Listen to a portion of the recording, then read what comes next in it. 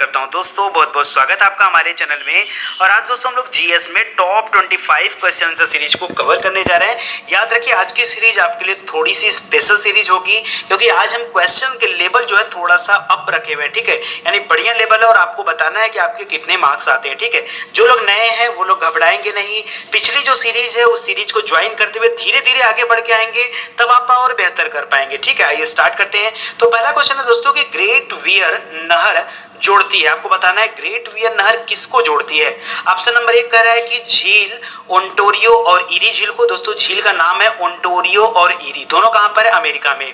कह रहा है ह्यूरन और सुपीरियर को, ये भी अमेरिका में। मिशिगन और ओंटारियो को, ये भी अमेरिका में है। सुपीरियर और ईरी को, ये भी अमेरिका में है, ठीक है। तो झील है जो 5 झीलों का नाम दे रहा है, ये पांचों की पांचों झील अमेरिका में है, लेकिन आपको बताना है कि ग्रेट वियर नहर जो है ये किसको जोड़ती है। तो याद रखिएगा दोस्तों, ये ओंटारियो और ईरी नहर को जोड़ती है ग्रेट वियर नहर, ठीक है, याद रहेगा।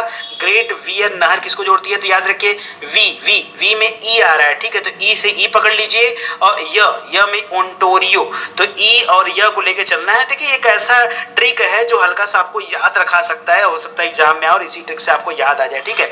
तो ग्रेट वियर नहर जोड़ती है किसको?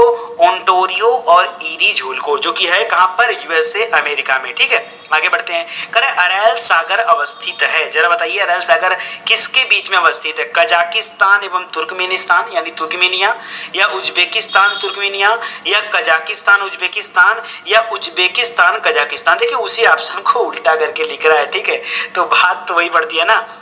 याद रखिए यहाँ पर राइट आंसर चाहे वाला कहिए, चाहे वाला कहिए, यानी उज्बेकिस्तान और तजाकिस्तान। नहीं देखिए यहाँ पर तजा लिख रहा है, सॉरी गलती हो गया। देखिए यहाँ पर तजाकिस्तान है, यहाँ पर कजाकिस्तान है, ठीक है। तो याद रखिए जो अरैल सागर है ये कजाकिस्तान और उज्बेकिस्तान में है, ठीक है, न कि तजा नहीं रहेगा दोस्तों।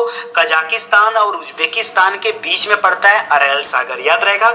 इंपॉर्टेंट क्वेश्चन है, ये सब वर्ल्ड ज्योग्राफी के क्वेश्चन है, आप ध्यान रखिएगा, ठीक है। आगे बढ़ते हैं। कारण निम्नलिखित में से कौन सा युग्म सही सुमेलित नहीं है? आपको बताना है कौन सा सही सुमेलित नहीं। ये थोड़ा सा ओल्ड और रिपीटेड क्वेश्चन है।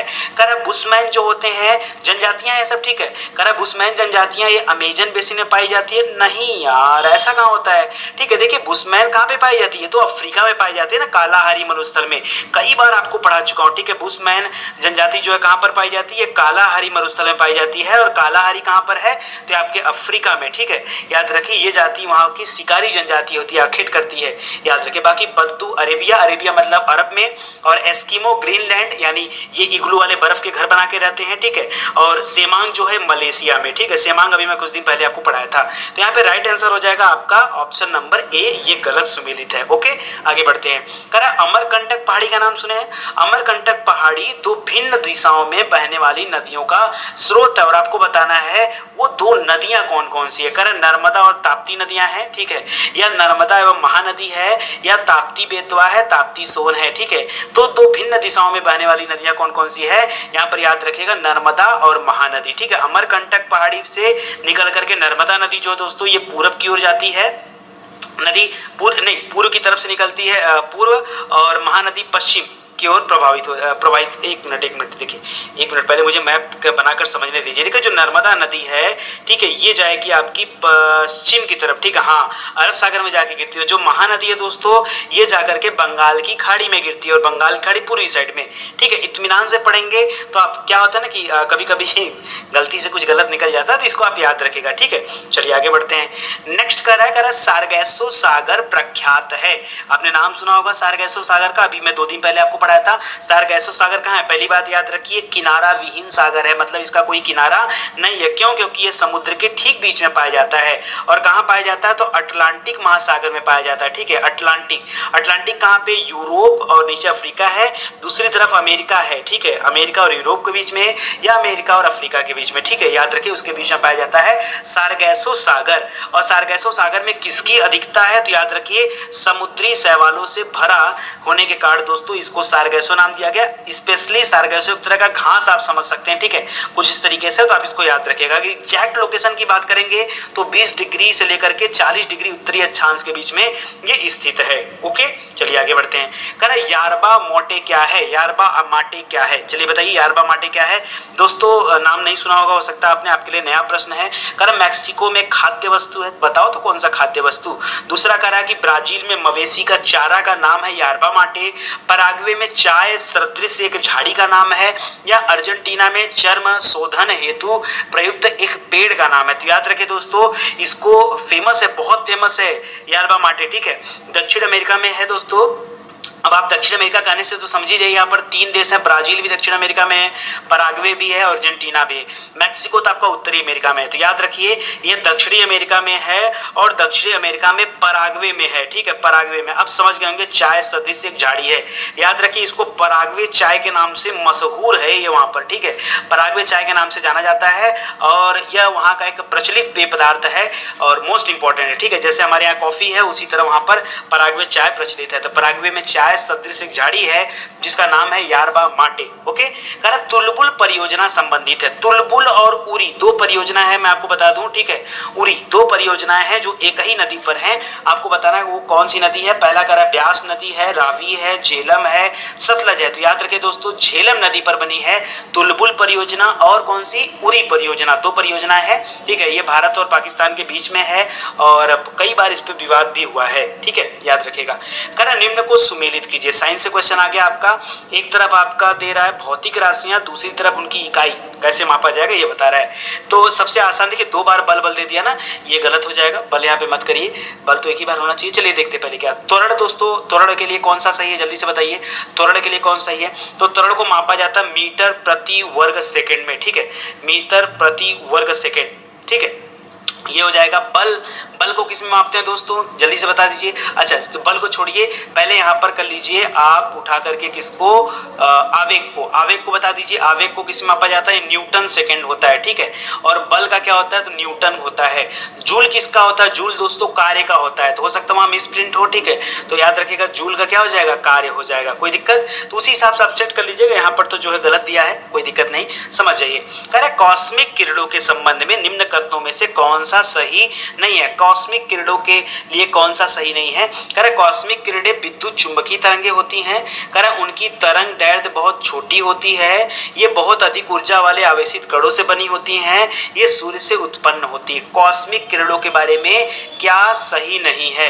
तो दोस्तों आपको बताना चाहूंगा कॉस्मिक किरणें जो होती हैं ये विद्युत चुंबकीय तरंगे नहीं होती हैं, ठीक है। तो यहाँ पर जो होती लिखा है ये गलत हो जाएगा, ये आपका सही कथन नहीं है। बाकी जो दे रहा है दोस्तों ये आपका सही कथन है, 3 कथन सही है, एक यहाँ पर गलत है। आगे बढ़ते हैं। कर एल्बर्ट आइंस्टीन कौन सा वाद्य यंत्र बजाते थे ये बताना है। अब आपके लिए थोड़ा सा कठिन हो गया कि सर आइंस्टीन और वाद्य यंत्र ये कभी पढ़ने को नहीं मिला है। हाँ तो कभी कभी ऐसे टिपिकल क्वेश्चन एग्जाम में आ जाते हैं, ठीक है, ऊट पटांग टाइप के, तो मैंने भी 1-2 क्वेश्चन ऊट पटांग आज डाल दिया है, ठीक है। चलिए बताइए कि एल्बर्ट आइंस्टीन कौन सा वाद्य यंत्र बजाता था। तो याद रखिए दोस्तों ये वायलिन बजाया करते थे। क्या बजाते थे, वायलिन, ठीक है, एकदम शाहरुख खान हो गए थे। तो एल्बर्ट आइंस्टीन क्या बजाते थे, वायलिन। कह रहा अशुद्धियों के कारण द्रव का क्वथनांक, अगर अशुद्धि हो तो द्रव का क्वथनांक क्या हो जाएगा, बढ़ेगा, वही रखेगा या घट जाएगा या कोई संबंध नहीं है। तो संबंध तो है, क्यों नहीं होगा। याद रखिए अगर अशुद्धि ज्यादा है, अशुद्धियों के कारण द्रव का क्वथनांक हमेशा क्या हो जाता है, बढ़ जाता है। क्या होता है, बढ़ जाता है, एकदम याद रखिए, ठीक है। कह रहे ऑक्सीजन के बाद सबसे अधिक उपलब्ध कौन सा मूल तत्व है। अगर हम बात करें कि ऑक्सीजन के बाद यहाँ पर कौन सा ऐसा तत्व है जो सबसे ज्यादा मात्रा पर धरती की सतह पर अवेलेबल है, तो याद रखिए दोस्तों सोडियम, क्लोरीन, कार्बन, सिलिकॉन। तो यहाँ पे याद रखिए कौन सा ऑप्शन सही हो जाएगा, सिलिकॉन, ठीक है, सिलिकॉन नंबर 2 पर है। इसके इससे ज्यादा कार्बन है, कार्बन कर रहा हूँ, ऑक्सीजन है, ऑक्सीजन के बाद क्या है आपका, सिलिकॉन है, ठीक है, सिलिकॉन। अच्छा सिलिकॉन की खोज किसने किया था, वर्जेलियस ने किया था। किसने, वर्जेलियस ने किया था। बहुत इंपॉर्टेंट क्वेश्चन है, ठीक है, वर्जेलियस ने किया था। सिलिकॉन चिप का नाम सुना होगा ना। सिलिकॉन चिप का इस्तेमाल कहाँ पे किया जाता है, एक कंप्यूटर का जो सेमीकंडक्टर चिप होता है ना वो सिलिकॉन का ही बना होता है। सिलिकॉन सिटी का भी नाम सुना होगा, भारत में सिलिकॉन सिटी कहा जाता है किसको, बेंगलुरु को। ये सब याद रखिए कि आपके एग्जाम के लिए बड़े फायदेमंद है। कह रहा भारत की प्राचीनतम सभ्यता के लिए सिंधु सभ्यता नाम सर्वप्रथम किसने दिया था, किसने कहा था कि ये सिंधु सभ्यता है। बताइए किसने कहा था? तो दोस्तों यह कहा था जॉन मार्शल ने। गलती मत करिएगा, जॉन मार्शल ने कहा था। देखिए दयाराम साहनी का भी नाम कभी कभी देते हैं लोग, लेकिन वो गलत हो जाएगा। याद रखिए जॉन मार्शल ने खुदाई करवाया था और जॉन मार्शल ने सबसे पहले सिंधु सभ्यता का नाम दिया था। ठीक है, याद रहेगा आपको। चलिए, उस समय जॉन मार्शल पुरातात्विक अवशेषों के निर्देशक भी थे, जनक थे, हेड थे, जनक नहीं निर्देशक बोलिए। कर बौद्ध साहित्य महावंश संबंधित है, किससे संबंधित है? बौद्ध साहित्य में महावंश का नाम सुना होगा। ठीक है, ये आपको बताना है किससे संबंधित है, किस देश से। कह वर्मा से, श्रीलंका से, चीन से या सुवर्ण द्वीप से। तो याद रखिए दोस्तों, यहाँ पे राइट आंसर हो जाएगा श्रीलंका। बौद्ध साहित्य महावंश जो है, ठीक है, इसकी रचना किसने किया था? कभी कभी पूछ सकता है कि महावंश की रचना किसने किया था। याद रखिए उस समय श्रीलंका को भी श्रीलंका नहीं बोला जाता था, उस समय श्रीलंका को सिंघल द्वीप कहा जाता था। क्या बोलते थे? सिंघल द्वीप। और जो ये महावंश की रचना हुई थी, इसको किया था भदंत महानामा ने। किसने? भदंत महानामा ने इसकी रचना किया था। ठीक है, मोस्ट इंपॉर्टेंट है। और महावंश वह किताब है जहां पर मगध के राजाओं की क्रमबद्ध सूची मिलती है। ठीक है, महावंश। कर सप्तपर्णी गुफा स्थित है, कहां पर स्थित है? तो सप्तपर्णी गुफा में दोस्तों पहला बौद्ध संगीत समिति हुआ था। ठीक है, कब? 483 ईसा पूर्व में हुआ था। ठीक है, आपको याद है अजात शत्रु के समय में महाकश्यप की अध्यक्षता किए थे, याद आया? सप्तपर्णी। और ये आपका पड़ता है मगध में। अब ऑप्शन में मगध तो दे नहीं रहा, तो मगध की राजधानी हुआ करती थी राजगिरी। राजगिरी में पड़ता था सप्तपर्णी गुफा। ठीक है, याद रखिएगा, बहुत इंपॉर्टेंट क्वेश्चन है। करा है कि अजंता की चित्रकारी किस धर्म से संबंधित है? बताइए, अजंता की चित्रकारी बौद्ध से, जैन से या ब्राह्मण से? तीन ही धर्म थे, इनमें से किससे संबंधित है? तो याद रखिए पहली बात, जो अजंता है यह महाराष्ट्र के औरंगाबाद जिले में स्थित है। और अजंता जो गुफाएं किसने बनवाया था? तो गुप्त शासकों के द्वारा ये बनाया गया था। ठीक है, गुप्त शासकों द्वारा। लेकिन याद रखेंगे, अच्छा गुप्त के अलावा और किन शासकों का यहाँ पर योगदान है? अगर ये पूछता है कभी एग्जाम में, तो याद रखिए वाकाटकों का भी योगदान इसमें है। गुप्त शासकों और ज्यादातर क्या बनाया गया चीजें वहां पर गुप्त शासकों के द्वारा बनाई गई, लेकिन वाकाटकों के समय में भी इसका निर्माण हुआ था, चित्रकारी हुई थी वहां पर, याद रखेगा। फिलहाल के लिए जो अजंता है वहां की चित्रकारी बौद्ध धर्म से संबंधित है। किससे? बौद्ध धर्म से संबंधित है। ठीक है, आगे बढ़िए। करा संस्कृत ग्रंथ रामचरित की रचना किसने किया है? ठीक है, ऑप्शन करा तुलसीदास, रत्नाकर, पाणिनि और संध्याकर नंदी। जो बता देगा मेरी तरफ से उसको इनाम दिया जाएगा, गिफ्ट दिया जाएगा। बताइए रामचरित की रचना किसने किया है? मेरी तरफ से गिफ्ट दिया जाएगा अगर आप ईमानदारी से बता लेते हैं तो। ठीक है, चलिए बताइए सोच समझकर। याद रखिए यहाँ पर संस्कृत ग्रंथ है रामचरित, उसकी रचना किसने किया है? संध्याकर नंदी, पाणिनि, रत्नाकर या तुलसीदास। ज्यादातर लोग इसमें टिक करेंगे, वाल्मीकि का नाम रत्नाकर था, हो सकता है यही किए हो। दोस्तों मैं आपसे रामचरित मानस नहीं पूछ रहा हूँ, ठीक है, याद रखिए मैं आपसे रामचरित पूछ रहा हूँ। रामचरित की रचना किए थे संध्याकर नंदी, याद रहेगा, संध्याकर नंदी ने रचना किया है। ठीक है, और बाकी यहाँ पर जो पाणिनि दे रहा है, तो पाणिनि ने अष्टाध्यायी किया है और बाण भट्ट ने क्या किया है? कादंबरी की रचना किया है। ठीक है, ये सब एकदम याद रखिए। चलिए आगे बढ़ते हैं। करा पानीपत का द्वितीय युद्ध हुआ था किसके किसके बीच में? दोस्तों वैसे तो पानीपत का युद्ध लड़ा गया था अकबर और हेमू के बीच में, क्योंकि द्वितीय युद्ध की बात कर रहा है, लेकिन उस समय अकबर के संरक्षण में थे और अकबर संरक्षण में थे किसके? बैरम खान के। तो यहाँ पर अकबर तो ऑप्शन में दे नहीं रहा, तो ऐसे में आप बैरम खान और हेमू आप सही उत्तर कर सकते हैं, हेमू। ठीक है, याद रखिएगा पानीपत का द्वितीय युद्ध बैरम खान और हेमू के बीच में हुआ था। और यहाँ पर दे रहा है कि बाबर और सिकंदर लोदी, नहीं दोस्तों ये सब गलत है। बाबर और इब्राहिम लोदी के बीच में पानीपत का प्रथम युद्ध हुआ था 1526 में। ठीक है, 1526 में। तो ये सब प्रश्न भी आप याद रखिएगा। चलिए आगे बढ़ते हैं। करा कि भारत के लिए संविधान की रचना हेतु संविधान सभा का विचार निम्नलिखित में से सर्वप्रथम किसने प्रस्तुत किया? भाई ये संविधान सभा का जो विचार था ये सबसे पहले किसने दिया था? ठीक है, करा कांग्रेस पार्टी ने 1936 में दिया था। ठीक है, स्वराज पार्टी ने 1934 में दिया था, मुस्लिम लीग ने 1942 में, सर्वदलीय सम्मेलन ने 46 में। तो याद रखें दोस्तों, तो सबसे पहले पार्टी बनी थी स्वराज पार्टी।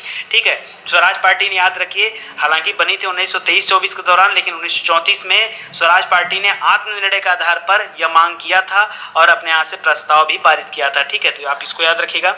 चलिए आगे बढ़ते हैं। करा किसने कहा था कि भारत अर्ध संघात्मक राज्य है? किसने कहा था कि भारत क्या है? अर्ध संघात्मक राज्य है। तो ये तो कहा किसने था? केसी वियर ने कहा था। नाम आपको रटना पड़ेगा, याद करना पड़ेगा, कोई रास्ता इसका नहीं है। केसी वियर, याद रखिएगा, वियर, ठीक है।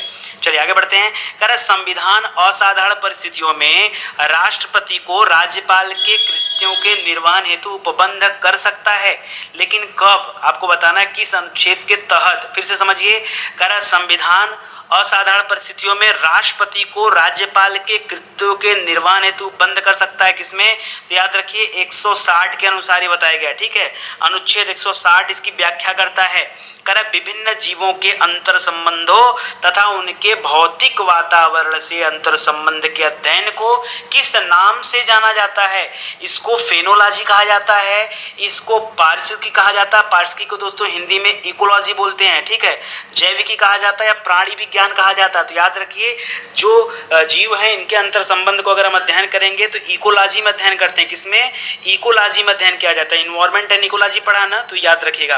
करें निम्नलिखित में से कौन सा एक मुख्य रूप से ओजोन क्षरण के नियंत्रण से संबंधित है? बताइए, ओजोन क्षरण के लिए कौन यहाँ पर संबंधित है? सम्मेलन हुआ था, प्रोटोकॉल हुआ था, आपको बताना। तो याद रखे दोस्तों, यहाँ पर याद है, मोस्ट इंपॉर्टेंट है मॉन्ट्रियल प्रोटोकॉल, जो कि ओजोन परत के क्षरण को रोकने के लिए, ठीक है, एक समझौता हुआ था देशों के बीच में 1987 में, ठीक है। कई देशों के मध्य समझौता हुआ, और ये समझौता किस लिए हुआ था? कि हम ओजोन परत का जो क्षरण हो रहा है इसको कैसे रोक सकें, ठीक है। और ये नियम बना था इस समझौते में कि सन 2000 ईस्वी तक ओजोन परत का जो नाश करती ऐसे गैसों के उत्सर्जन में 90% तक की कमी की जाएगी। और खास करके जो CFC गैस है, क्लोरोफ्लोरोकार्बन है, और जो हेलोन है, ठीक है, हेलोन, इन दोनों के इस्तेमाल को 2000 तक बंद कर दिया जाएगा। तुरंत डिसीजन नहीं लिया गया कि कब बंद होगा, लेकिन ये हुआ कि सन 2000 तक बंद किया जाएगा, मतलब 87 में नहीं बंद किया गया।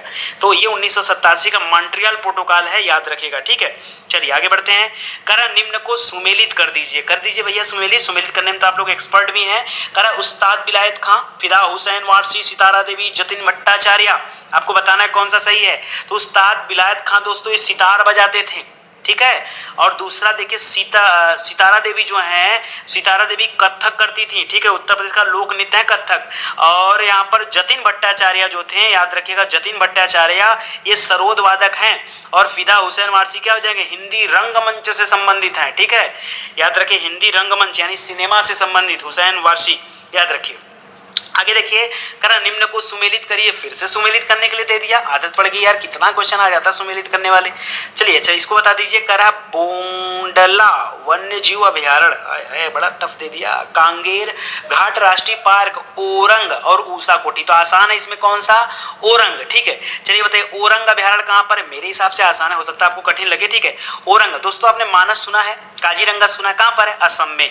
एक और याद रखेगा आज से कि ओरंग भी कहाँ पर है? ओरंग जो है, ओरंग भी असम में है, ठीक है। ओरंग कहाँ पर है? असम में है।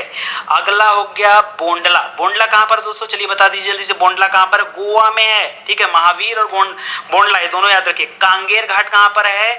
तो ये हो जाएगा आई थिंक कांगेर घाट छत्तीसगढ़, और ऊषा कोटी वन्य जीव अभयारण्य उड़ीसा। वैसे एक बार दोस्तों आप चेक कर लीजिएगा, ठीक है। बड़ा टफ क्वेश्चन लोग बना देते हैं। मैं देख एक्चुअली होता क्या ना, जब ये टॉप 25 क्वेश्चन की सीरीज चलानी रहती मुझे, तो मैं पहले से टिक आउट करता हूँ कि यार इतने क्वेश्चन टाइप कर दीजिएगा, ठीक है। और यहाँ से इतने क्वेश्चन चूज करने हैं। तो कभी अगर मेरे पास टाइम नहीं मिलता ना, तो जो लोग टाइप करते हैं क्वेश्चन उनको बोल के चला जाता हूँ, तो लोग रेडी करते हैं 25 कि सर कुछ भी दे देंगे, सर तो पढ़ा ही लेंगे। अब ये भूल जाते हैं यार कि इतने भी हम गूगल तो है नहीं कि जो है मुझे सारी बातें याद रहेंगी। हाँ, कुछ बातें याद रहती हैं, कुछ बातें कन्फ्यूजन में आ जाती है। तो अगर टाइम रहता है तो एक सरसरी निगाह से पढ़ाने से पहले देख लेता हूँ क्या क्या क्वेश्चन आज है, ठीक है। तो दिमाग में बन जाता है आंसर। जो दिक्कत में रहता है और डाउटफुल रहता है उसको ढूंढ भी लेता हूँ। भाई क्या झूठ क्या बोलना है यार, है कि नहीं? आप लोगों से क्या झूठ बोलना, जो कभी डाउटफुल रहता है देख लेता हूँ। और आज संजोग से बस ऐसे ही आ गया और तुरंत बैठ गया पढ़ाने के लिए, ठीक है। तो ऐसे में मैं इसको ढूंढ भी नहीं पाया। अगर खोल के देखा होता तो जो मुझे डाउट हो रहा है दोस्तों, यहाँ पर मुझे डाउट हो रहा है कांगेर घाट में और ऊषा कोटी में, तो मैं किया होता। चलिए आप मान लीजिए ये आपके लिए क्वेश्चन ऑफ द डे है, कुछ काम आप भी कर लीजिए। देखिए हम लोग क्या है, एक परिवार की तरह है, एक दूसरे की भावनाओं को समझते हुए पढ़ाई करेंगे, ठीक है। ऐसा नहीं है मतलब एकदम टफ वाले वाले जो नहीं होते टीचर, उस टाइप के टीचर उचर मत समझा करें, ठीक है। बस एक रिलेशन समझिए हमारे अपने बीच में, और मेरा उद्देश्य बस ये है कि आप बेहतर पढ़ाई करो, ठीक है। और उसके लिए जो मुझे बन पड़ता है मैं कर रहा हूँ। याद रखिए 3 सीरीज यहाँ पर हम लोग चलाते हैं। एक तो करंट अफेयर की सीरीज है टॉप 10, केवल 10 क्वेश्चन की बात करते हैं, और वो ऐसे क्वेश्चन होते हैं, अगर एक बात बताऊं, अगर आप स्टडी 91 का करंट अफेयर देखेंगे ना, तो एक चीज तो तय है दोस्तों कि दुनिया में आप अपडेट जरूर रहोगे, अच्छी अच्छी चीजों से अपडेट रहोगे, ठीक है। दूसरा है जीएस टेस्ट सीरीज, और तीसरा है साइंस टेस्ट सीरीज, तो ये आपके एग्जाम में बहुत हेल्प करेगी। एक चीज और कहना चाहूंगा दोस्तों, कल से हम लोग ज्योग्राफी भी स्टार्ट करें। ज्योग्राफी की क्लास आपकी कल से पहली क्लास जाएगी, शुरू होगी। तो अभी तक हम लोगों ने क्या क्या कवर कर लिया, हम लोगों ने पूरा एंशिएंट कवर किया, पूरा मिडिवल हिस्ट्री कवर किया, पूरा मॉडर्न हिस्ट्री कवर किया, पूरी हिंदी पढ़ डालें, पूरा बायोलॉजी पढ़ डालें, और क्या पढ़ डालें, पॉलिटी पढ़ डालें, इतने विषय पूरी तरह से पढ़ डालें। अब हमको पढ़ना है जियोग्राफी प्लस इकोनॉमिक्स। अगर ये 2 विषय हम लोग पढ़ लें तो कहीं ना कहीं जो एक बड़ा सेगमेंट होता है, बड़ा पार्ट होता है, वो दूर हो जाएगा। तो अभी तक तो आपको लग रहा था कि सर हिस्ट्री आप कैसा पढ़ाते हैं, लेकिन अगर कल से आप लोग क्लास जब ज्वाइन करेंगे ना जियोग्राफी की, आपको पता चलेगा कि वाकई जियोग्राफी जो पढ़ने का मजा है ना वो ऐसे है, ठीक है। तो बहुत आपको मजा आने वाला है जियोग्राफी में, ठीक है। तो आप लोग एकदम तैयार रहिएगा जियोग्राफी की क्लास अटेंड करने के लिए, ठीक है।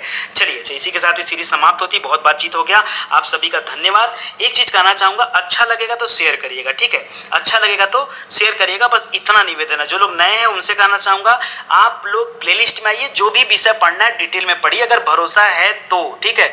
अदरवाइज बहुत सारे यूट्यूब चैनल है, आप कहीं से भी पढ़ सकते हैं। देखिए पढ़ना उद्देश्य है हमारा, ठीक है। सिलेक्शन लेना उद्देश्य हमारा। कहाँ से पढ़ना है, किससे पढ़ना, समझ में आना चाहिए, चाहे जिससे भी पढ़ना है, नितिन सर से पढ़िए, किसी और से पढ़िए, समझ में आना चाहिए। सिलेक्शन लेना है एट एनी रेट, किसी भी कीमत पर, ठीक है। आपको सिलेक्शन लेना है, ये उद्देश्य होना चाहिए, और बाकी चीज़ों का इम्पैक्ट आप पे नहीं पड़ना चाहिए। मैं देख रहा हूँ इधर भी कुछ दिनों से कि जो मेरे वीडियोज़ थे, जो उसका मिनट जा रहा था वो बड़ा कम जा रहा है, और मुझे लग रहा है कि ये गर्मी बहुत ज़्यादा है, इस वजह से ये प्रॉब्लम हो रही है। लेकिन आपको बताना चाहूँगा दोस्तों, अगर आपको गर्मी उर्मी का एहसास हो रहा है ना, मतलब आप स्टूडेंट हो ही नहीं, विद्यार्थी हो ही नहीं। अरे विद्यार्थी के लिए क्या गर्मी, क्या ठंडी, क्या बरसात, हाँ। उसको खाली अपना उद्देश्य दिखना चाहिए, अपने माइंड में खाली एक चीज़ दिखना चाहिए, उसका लक्ष्य। उसके अलावा उसको गर्मी हो रही है, पंखा नहीं चल रहा है, लाइट नहीं है, भूख लगा है, ठीक है, खाना खाना है, नाश्ता करना है, ये करना है, वो करना है, ये सब नहीं होना चाहिए। अगर ये सब आपको दिख रहा है कि पसीना हो रहा है, ठीक है, तब फिर आपके अंदर कुछ नहीं है, खत्म हो आप, ठीक है, कोई मतलब नहीं है। ये सब नहीं दिखना चाहिए। दिखना चाहिए खाली एक चीज़ क्या, कि खाली आपके दिमाग में एक बात होना चाहिए, पूरी दुनिया गर्मी में परेशान है, पूरी दुनिया पढ़ नहीं रही है, और यही समय है पढ़ने का, यही समय है पढ़ने का। क्योंकि बाकी टाइम जब सब लोग पढ़ते हैं, उस समय आप भी पढ़ते हो, तो कौन सा तीर मार देते हो, कौन सा तीर मार देते हो, कुछ नहीं करते हो। सब पढ़ रहे हैं, आप पढ़ रहे हैं, सब बराबर है। इस समय कोई नहीं पढ़ रहा है, ऐसा समय कोई नहीं पढ़ रहा है। लोग क्या है, परेशान हैं, पढ़ नहीं पा रहे हैं। आपको पढ़ना है, अगर आप पढ़ोगे यही समय है आपको आगे बढ़ने का, ठीक है। जब खरगोश आराम कर रहा था, कछुआ चल रहा था, लगातार कछुआ चलते गया, तभी कछुआ जीत पाया, ठीक है। वहाँ पर गलती ये नहीं थी कि कछुआ चल रहा था, गलती ये नहीं थी कि खरगोश सो रहा था, सही बात ये थी कछुआ मेहनत कर रहा था, वो लगातार कंसिस्टेंसी बनाया था, अपनी कंटिन्यूटी बनाया था। आपको भी अपनी कंटिन्यूटी बनानी है। अगर आप इस समय पढ़ोगे, जान लो दूसरे को तुरंत पीछे कर दोगे, डबल स्पीड से उससे आगे निकल जाओगे, दूसरा कोई सोच भी नहीं पाएगा। तो बहुत अच्छा समय है, कितनी गर्मी हो रही है, अच्छा है कि आप एकदम बिस्तर पे लेट जाओ और आराम से इत्मीनान से कार में ईयरफोन लगाओ, जितने टेस्ट सीरीज हैं सब देख डालो, जो भी पीछे का लेक्चर भूल रहा हो, जो भी डाउटफुल टॉपिक हो सब देख डालो, सब पढ़ डालो, बस आगे हो जाओगे, ठीक है। तो ये मेरा मानना है, मेहनत करिए, बाकी मुझसे जो बन पड़ता है मैं कर रहा हूँ। इतना देने के बाद भी अगर आप सिलेक्शन नहीं ले पाए, बहुत खराब है, ठीक है। चलिए आप सभी का धन्यवाद, थैंक यू सो मच।